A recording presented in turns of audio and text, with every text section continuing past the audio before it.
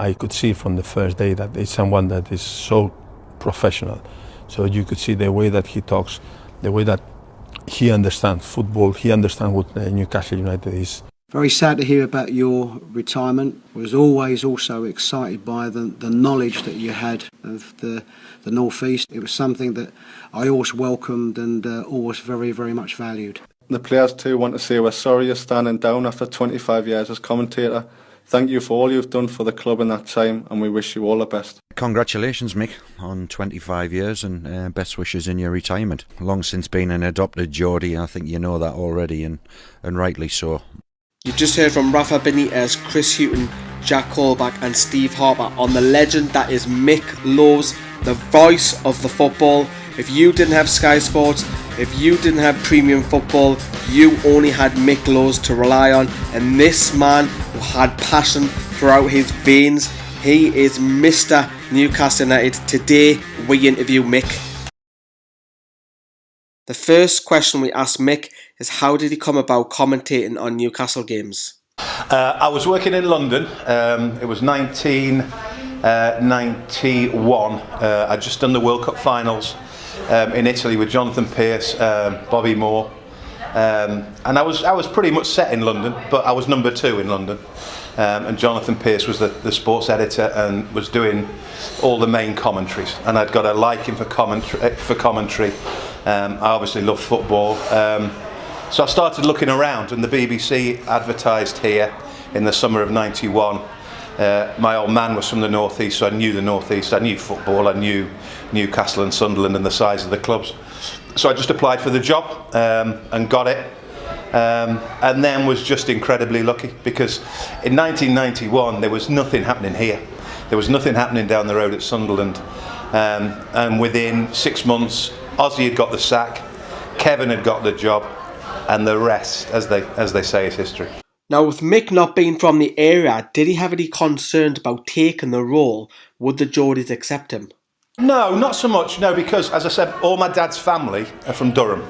So that, you know, he's from a mining family, Thornley in County Durham. The majority of his brothers and sisters were all Sunderland fans, to be fair, and he wasn't a great football fan himself. But as a kid, we came to the North East. Funnily enough, my dad's family were from the North East. My mum's family were from London. They met in London when my dad left the North East to go to London. And if, as kids, we were ever offered the chance, where do you want to go? Do you want to go to London to see your granny, or do you want to go to the North East to see your granny? You wanted to go to the North East. So I knew the people, I knew the quality of the people, I knew the friendliness of the people. I know it's a bit cliched, but I just wanted to go there. And I love my dad, and he was ill at the time, and so that was it. Now I was straight up. So we put the question to Mick: does he feel like a Geordie? I think it's a little bit cliched, and I think it's a bit unfair, and I think it's a bit arrogant for people to say I'm an adopted Geordie, because I'm not a Geordie, and and nobody, I don't think, should ever be, as I say, arrogant or blasé enough to say, oh, I'm an adopted Geordie. I've just gone with the flow. I love the people, I love the lifestyle. I felt like I had an affinity. They were almost like kindred spirits. They love the football, they love the beer, they love going out. It's a great party city. What's not to like, as far as I'm concerned? So we got on like a house on fire, and I think that came across in the commentaries. And I think it's interesting. My 2 co-commentators at Newcastle, at Metro, and at the BBC were both Irish. Mick Martin initially, and then John Anderson. Both came here and played for the Toon, but neither of them left. And that's the pull this place has. And again, if you're a football person, you really do, once you're here, feel like this is your place. This is the city you want to live and work in. Mick has seen it all, but what was his lowest point ever commentating on Newcastle? There weren't too many. To be honest, because as I said, within 6 months, Kevin had arrived, and that sort of roller coaster started. And then, there wasn't a huge gap between sort of me starting and there not being good times. I know towards the end it didn't get great, but funny enough, I was watching, there's a documentary on the BBC website that I think is going out at the moment. It's a little package, and it's full of kids who are sort of 35 and down, who never ever were there when Shearer signed, and were never there when Owen signed, and were never there at the Barcelona game. And it's killing them, because they love this city, they're born into this city, but they were never, and I was privileged enough to go through that. So when you say to me, what were the downsides, I don't even like to think about the downsides, because as I say, it happened very quickly. Kevin arrived, Kevin brings Alan, they were two things that on the radar when I first came here in 1991 were a million miles away. I mean, Kevin Keegan coming back was special enough, but then for Newcastle to break the world record for a footballer and bring Alan Shearer here, and 15,000 turn up just to see him unveiled.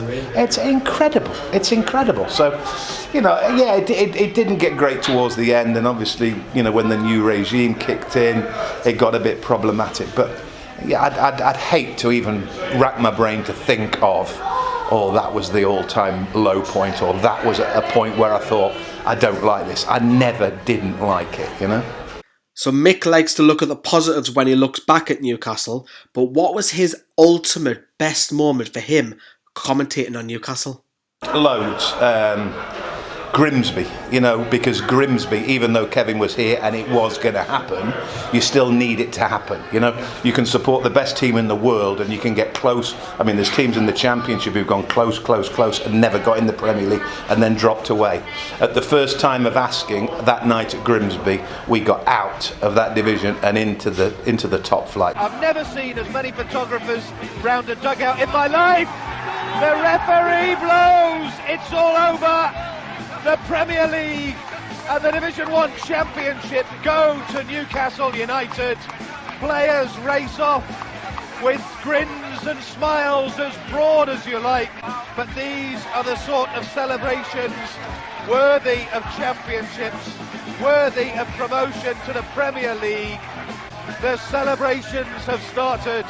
The 1992-93 champions of the First Division, the side who will represent the northeast of England in the Premier League in 1993-94 are Newcastle United. And then the obvious ones, Barcelona. But the Asprilla hat-trick.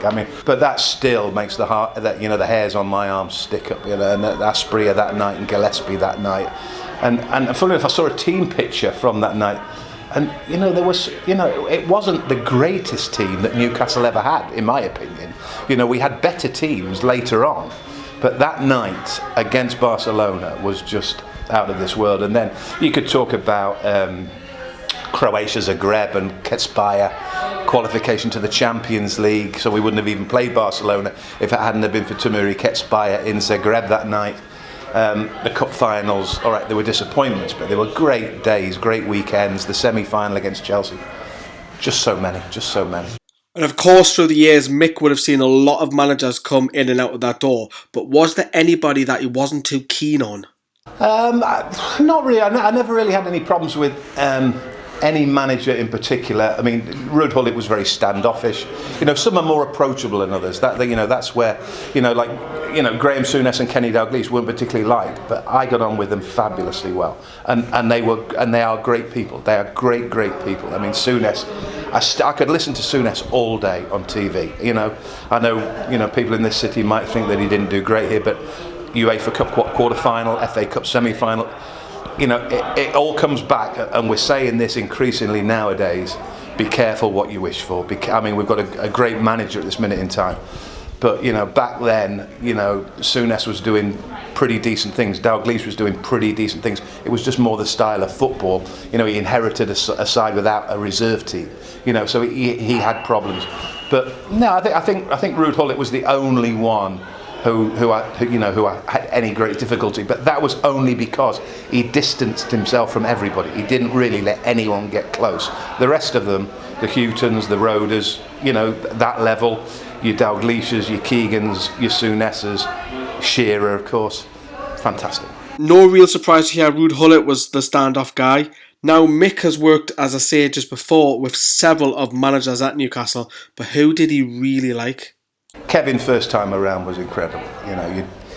I remember one time a lad in my local, just down by St Peter's Basin, his little boy had had a terrible accident and was in a wheelchair and had broken virtually every bone in his body, and he was at a real low, the kiddie, and without even asking Kevin and Terry, I said, come down to Maiden Castle tomorrow morning and I'll see what we can do.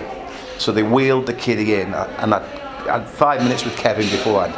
And I remember as I left the training ground that morning, having done the interviews, Kevin Keegan was wheeling this kid out to training with Terry Mack on one side and Derek Wright and Chris McMenemy on the other. And this kid felt like $1 million, you know. I mean, he was just a special person, Kevin. You know, when he came back second time, it was really never going to work. It was probably wrong place, wrong time, and I think his heart ruled his head, and probably with hindsight, he probably wished he hadn't.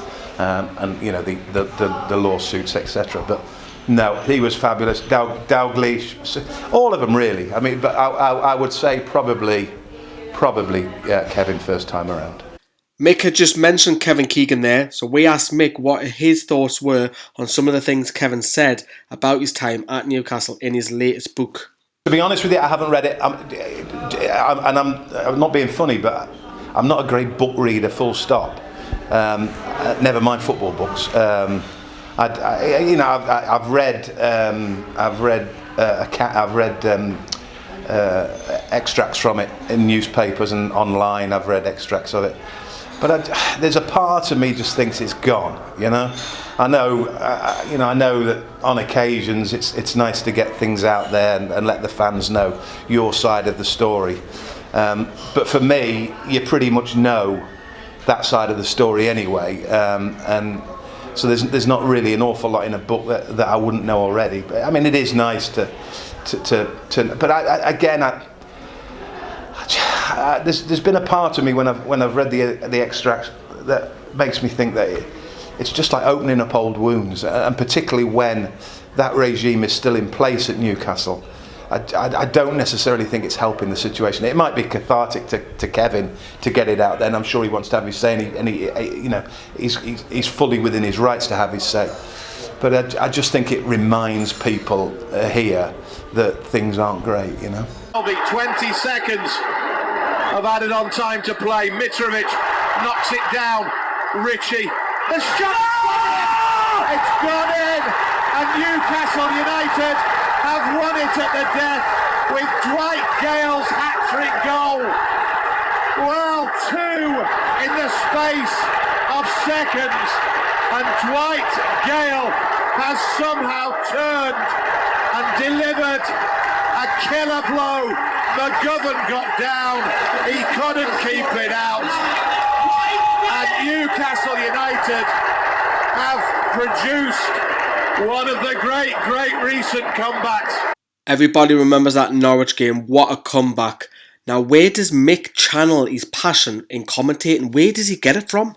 I think it's just a very natural thing. I think I know for a fact, you know, there are some commentators who sort of force it, and some commentators who, you know, are almost very scripted in the way that they deliver. But I basically did, you know, I was just a fan in a press box. I was just a fan with a microphone. To be honest with you, it wasn't anything that I mean, I never trained.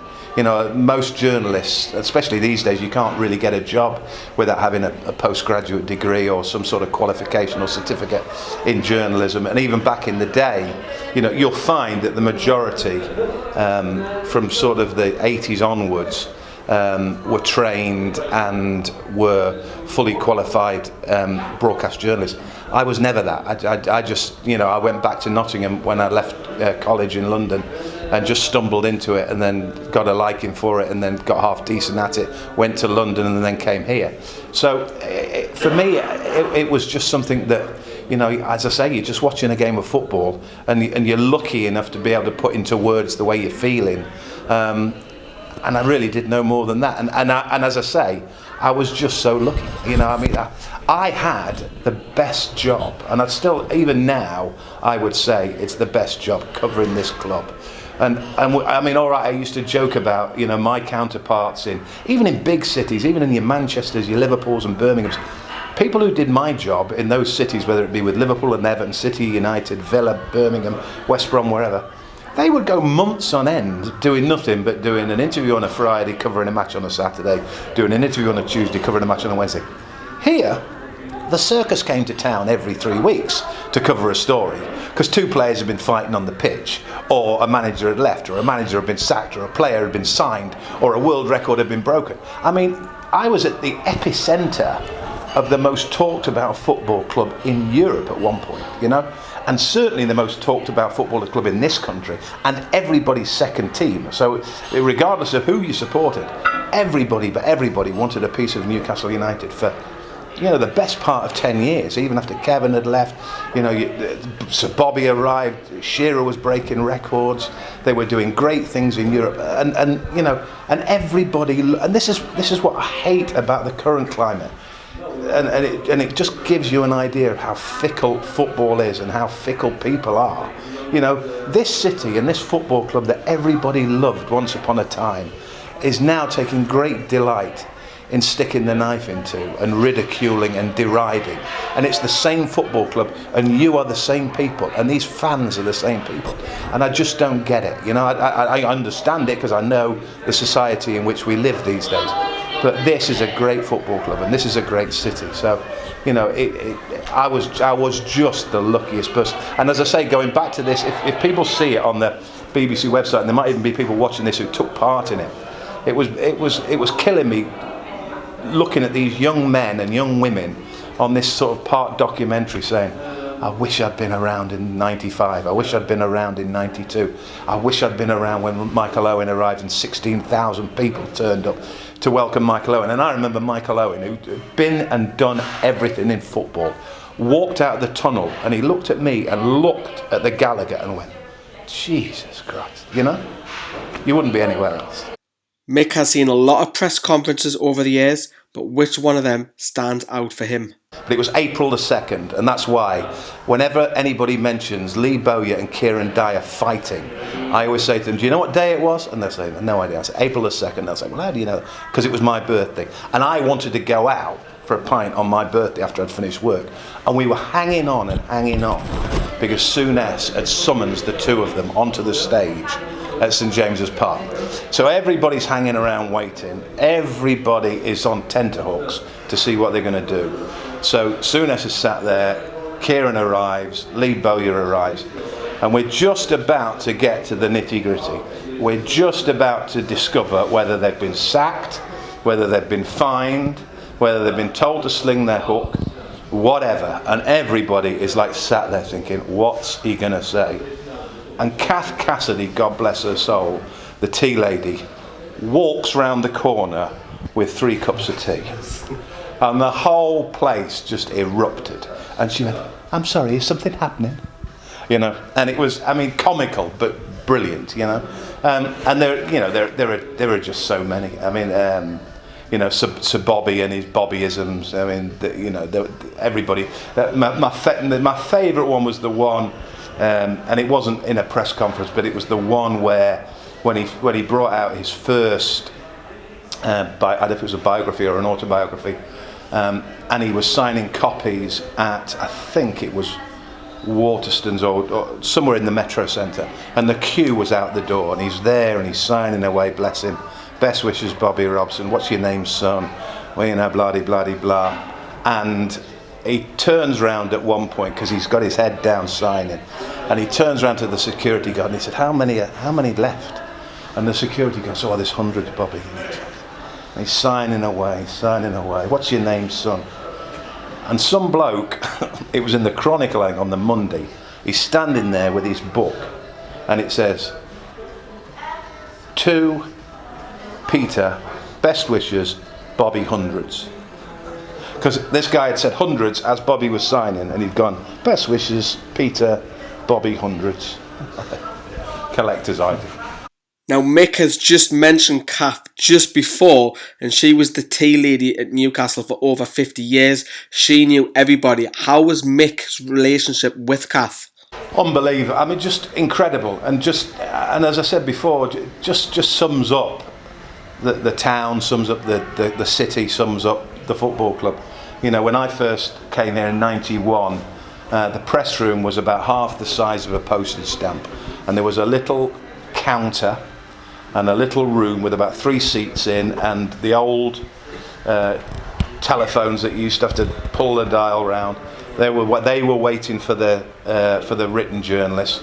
We used to come radio with our gear, and on this little counter, Kath just had enough room for a tea urn, and there was a tea urn, and you got a cup of tea.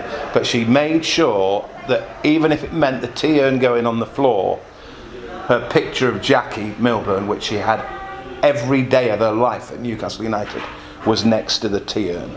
So the first thing you would come in, and even if Kath wasn't there, if the picture of Jackie was there, you knew she was there. But she was there every time, you know, and it's like she never missed. And, you know, she was so well liked. And, you know, I know when she fell ill, you know, I know people in this city, although I wasn't one of them, didn't have a lot of time for Alan Pardew. But Alan Pardew, she always described as her favourite manager, above Kevin, above Kenny, Rude, Chrissy Hughton, all of them, and he spent a lot of time out on the coast road visiting her when she was ill. And, you know, as I say, she's sadly missed. But, you know, there's a part of me, and it's a bit like me to a degree. It sounds terrible, but it's a bit like having a pet dog that's getting old, and it's not well, and you don't like seeing it. And I think there was a lot that was going on at the football club towards the end of her time that she didn't like, you know, and as much as, you know, you never want to see somebody pass away, I think she, like me, saw the best of Newcastle United rather than what's happening at the minute, you know. And Kath is sorely missed by everybody at the club, and we actually made a tribute video on her passing of her death, which is on the channel. Now, Mick, of course, has dealt with a lot of things, as we've talked about so far in the video, but who was the worst player to deal with when he tries to get an interview with? I don't know. I tell you who was hard work, and this won't surprise you, was Craig Bellamy, because to be honest with you, the great thing about Craig Bellamy was he was a really, really, really good lad in terms of he was a proper. He told me a story once that when he was at Norwich, he used to go across to Holland of his own volition and watch training at places like Ajax and follow. He's an absolute dyed-in-the-wool football freak. He loves football, and maybe he just loves it too much. But he has that ability to really wind you up and really be quite difficult, and would take exception to the slightest thing. I mean, we fell out a couple of times, but then again there was a mutual respect as well, because, you know, he likes football people. He's a proper football person.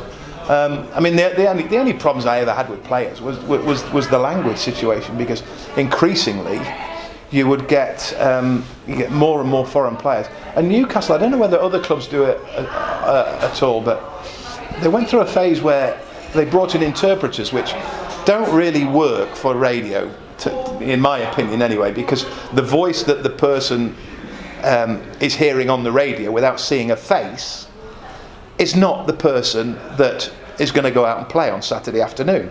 Newcastle took it one step further, where at least 2 or 3 of the interpreters were female. So we used to have to use these interviews where we'd say, we asked Laurent Robert what he thought of this weekend's game against Manchester City. And Susie Spicer from the University of Northumbria I'd say, well, I think it'll be a lovely game this weekend. And you think, you can't do it, you just can't use it. So, yeah, we had 1 or 2 problems, but in the main, they're fine. Our next question to Mick. He was around when the club were banning the local media. What were his thoughts on that? I don't get it. I mean, I don't know if it's still happening. I mean, it happened plenty of times during my time here, and I think I almost fell foul of it a couple of times. I remember one time, I think after the Sheffield Wednesday League Cup defeat, I think I went absolutely ballistic one Wednesday morning and thought I'd get the call, but never got the call. But it's cutting your nose off to spite your face, you know. I mean, you know, at the end of the day, I know for a fact, virtually every journalist that has covered Newcastle United has Newcastle United at heart. Lee Ryder at the Chronicle has Newcastle United at heart. So, you know, and often journalists are under instruction. Often, if it's a headline, they won't have written the headline themselves anyway. So, you know, they've really got to get over it. You know, and unless it's something that is really, really damaging to the football club, I just don't see the point in it, because, you know, you're just alienating yourselves from the public. And if ever there was a city in the world where the public are your lifeblood, it is Newcastle and Newcastle United, you know. Now, Mick is up in the area and he's hosting an event with Kevin Nolan coming up shortly. He has Mick telling you all about it. On the 19th of October, he's obviously out of a job at the minute because he was given the tin tack by Notts County, another set of Magpies. But he's got some great stories, and he's a really, really good guy, and he did well for this football club, really well. I mean, I can't believe people will not want to hear what Kevin Nolan's got to say. I mean, I saw him last week at a Q&A in Nottingham, and the story about Andy Carroll's car on fire in his driveway, albeit Steve Harper's house in Ponteland, is just hilarious. But he loves Newcastle, and I said, come back, because he's a bit like Rafa. You know, when Rafa left Real Madrid, he needed to feel the love, and he felt it here. And Kevin's been given really, really unfairly the sack by Notts County. I said, come and feel the love in Newcastle. So that's October the 19th at 9 bar. So I'm doing bits of that, and I might do a bit more of that, and I love coming back. And I've still got contacts with a lot of the ex-players, so it'd be nice to bring them back. But I'm also doing some stuff with the National Citizen Service, which is mentoring and teaching life skills and social skills to 15 and 16 year olds, to give them a chance in life and give them a head start in getting a career or getting a job, or just basically finding society a bit more manageable and give them a few more skills. And I like that because you know, there's more to life than 11 men kicking a football, and I would have hated to have, you know, left this world without putting something back and just having screamed and bawled about footballers who earn 150 grand a week. So given the chance to help 15 and 16 year olds with a start in life's been good. I'm doing that again next month and the month after, so a bit of that as well. And that is it. Thank you very much for Mick for coming on. We'll also have a second video with Mick later on in the week. If you would like to attend that Kevin Nolan event, there's a link in the description where you can attend at the 9 bar to see Kevin Nolan speak in person. We're going to leave you now with the outtakes which we cut from today's video. Thank you very much for watching. Thanks for Mick. Thanks for Kyle and Mark for helping out as well. Thanks. Bye bye. So today we are filming the living legend that is Mick Foles. Mick Foles. Mick Foles. Right, so today we are filming Mick Lowes, former Newcastle commentator. Let's get down there. We're here today to... And today we have... We're here today to interview the legend that is Mick Lowes. Let's get to it. So today we are filming the living legend that is Mick Lowes.